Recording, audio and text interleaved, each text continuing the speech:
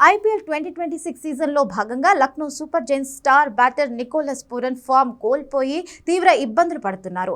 భారీ అంచనాల మధ్య బరిలోకి దిగిన ఈ విండీస్ వీరుడు ఈ సీజన్లో ఇప్పటివరకు ఆశించిన స్థాయిలో రాణించలేకపోయాడు. తాజాగా నికోలస్ పూరన్ నైట్స్లో సిక్సర్లు బాదుతున్న వీడియోను లక్నో ఫ్రాంచైజీ సోషల్ మీడియాలో పోస్ట్ చేయగా అది అభిమానుల ఆగ్రహానికి కారణమైంది.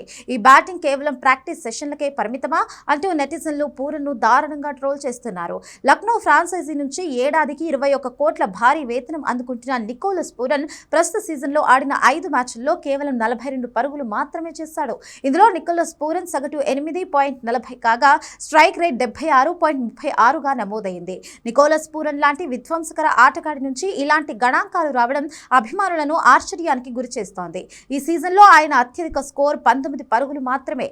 పూరన్ అంతర్జాతీయ క్రికెట్కు గుడ్ బై పలికిన తరువాత నుంచి అతడి ఫామ్ పడిపోయింది. కేవలం లీగ్స్ మాత్రమే ఆడుతున్నాడు.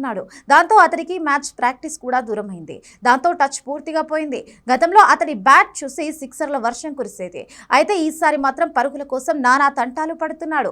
ఈ ఐపీఎల్ తరువాత లక్నో సూపర్ జైంట్స్ అతడిని వదిలేయడం ఖాయం. మళ్ళీ అతడు ఐపీఎల్లో కనిపించేది కూడా అనుమానంగానే ఉంది. ఇదిలా ఉంటే ఇటీవల ఆర్సీబీతో జరిగిన మ్యాచ్లో కూడా లక్నో జట్టు ఘోర పరాజయాన్ని మూటకట్టుకుంది. తొలుత బ్యాటింగ్ చేస్తున్న లక్నో నిర్ణీత ఓవర్స్లో కేవలం 146 పరుగులకే కుప్పకూలింది.